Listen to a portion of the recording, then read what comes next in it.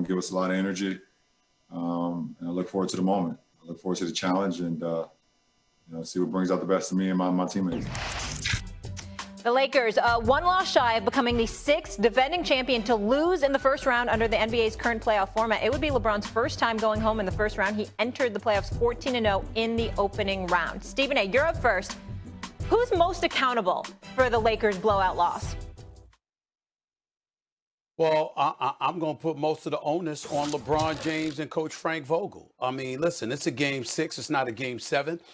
It's not the end. You don't write the epitaph of LeBron James because of this, because there is a game 6, rather, because this was game 5. There is a game 6, potentially a game 7. So it's not over. But you knew what was stacked against you, particularly with Anthony Davis out. And here you are, you show up. And I know that you made passes and guys weren't shooting open shots. I get all of that.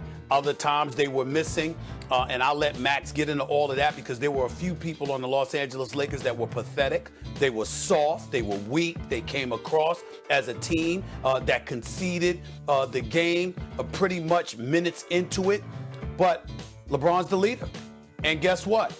He didn't look much better. So I'm going to put that on him because it's not just about you scoring your points or whatever. It's you galvanizing the troops and leading in the way that you're supposed to. He didn't do that last night. But the big onus, a bigger onus to me, falls on Coach Frank Vogel. See, it's moments like this where you get reminded that Frank Vogel wasn't their first choice. He really wasn't their second choice. It's just that because of somewhat of a checkered past against Jason Kidd, he couldn't be the guy that was hired to be the head coach of the Los Angeles Lakers. Because I'm here to tell you as a point of fact that Jeannie Buss wanted Jason Kidd to be the head coach of the Los Angeles Lakers, which is why everybody was contemplating, how long is Frank Vogel going to be there? But props to Frank Vogel, who came in and won the chip last year and had them ready to play in the bubble. But last night, Mr. Vogel, Coach Vogel, where the hell was your defense? I mean, we saw guys running layup lines. We saw guys shooting uncontested, wide open three-point shots. We saw them pushing the ball up the floor and guys not getting back. We saw you put forth a starting 5 last night that hadn't started together all season long, if I remember correctly. And by the way, where the hell is Montrezl Harrell? Where the hell is he? Okay? Because it's just inexcusable that you haven't found a way to use this dude who's the 6th man of the year. You brought him there. I understand that Andre Drummond is a bigger body. He can play. He was serviceable with his 13 rebounds, 4 offensive. But Montrezl Harrell is an Energizer Bunny. He's a dog, and I mean that in a positive way. He's a dog. Where the hell is he? You got to put him out there. You know Anthony Davis is not reliable. Now, I'm not going to disrespect Anthony Davis because if you injured, you injured. And he's got multiple injuries to the same leg, Max, and I get that. But damn, you got Charles Barkley on the air.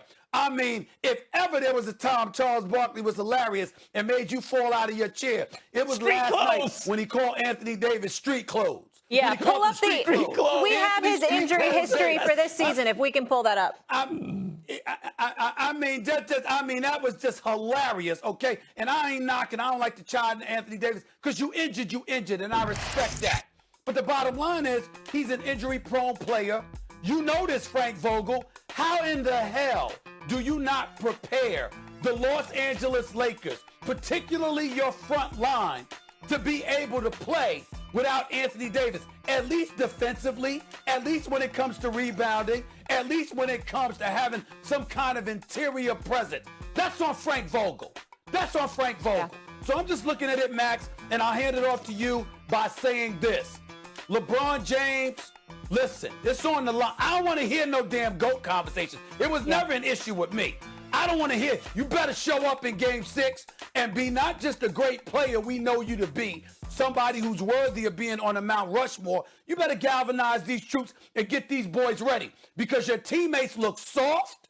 They look weak. Last night, they just got straight pumped.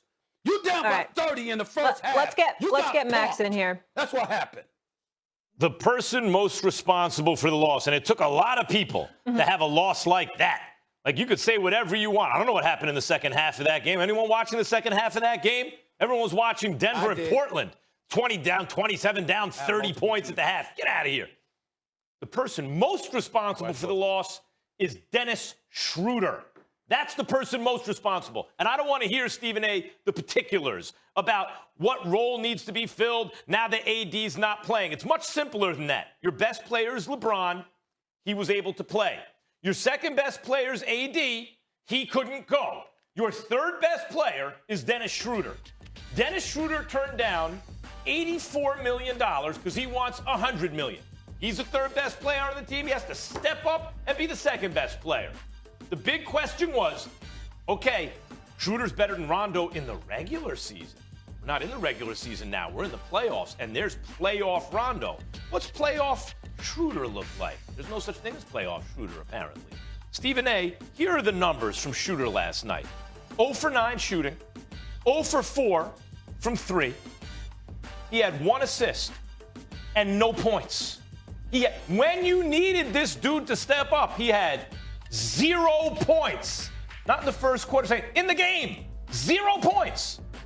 The first Laker to go scoreless in a playoff game while shooting 9+ shots since the franchise moved to L.A. So you can talk to me about Montrezl Harrell and Andre Drummond and how coach should have used them and LeBron not stepping up enough and everything else. Your wannabe $100 million point guard needed to step up, and he gave you 0 points. He did something that no one has ever done with the Los Angeles Lakers. If you're looking for one guy to blame, Schroeder deserves it most. Please, no disrespect, Max. You're not wrong. I'm not trying to imply that you're wrong with what you're saying about Schroeder himself and his pathetic, weak, impotent performance. You're absolutely right. But it's an absolute joke if you acting like he the cause of what the hell happened last night.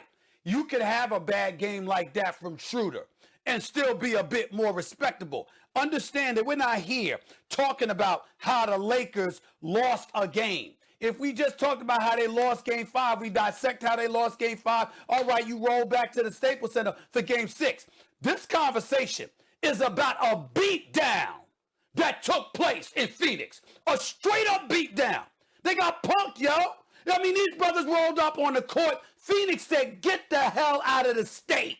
And they did it in inside of 15 minutes. We got Snoop Dogg on Instagram talking about the Clippers.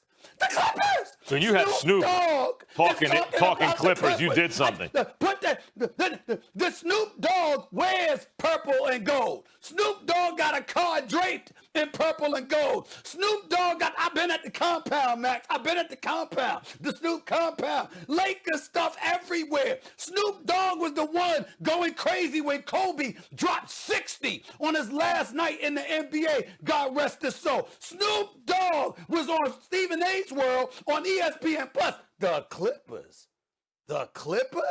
And this brother goes on Instagram and it's like, yo, it's about the Clippers now because the Lakers are soft. He called the Lakers soft. He said they can't guard. He talked about Coach Frank Vogel and how he needed to be fired. He brought up Montrezl Harrell. I mean, my God, that was a beat down. And they better show up in Gates. Molly, I got to fly to. I was planning on being in New York, looking forward to enjoying my next few weeks. The weather nice, it's beautiful. The weather, you see outside the pier at South Street Seaport. I was planning on being in New York. I got to fly to LA tomorrow. I got to be there. We all feel very sorry for you. Because we feel very sorry for you. Molly, do you feel sorry for Stephen A? I always feel sorry for him. Yeah. I'm just saying. Our sympathies, It could be the end. It could be the end. LeBron James, first time going home in the first round. All right, let me just say this. LeBron James, keep in mind, has the most points per game when facing elimination, more than MJ.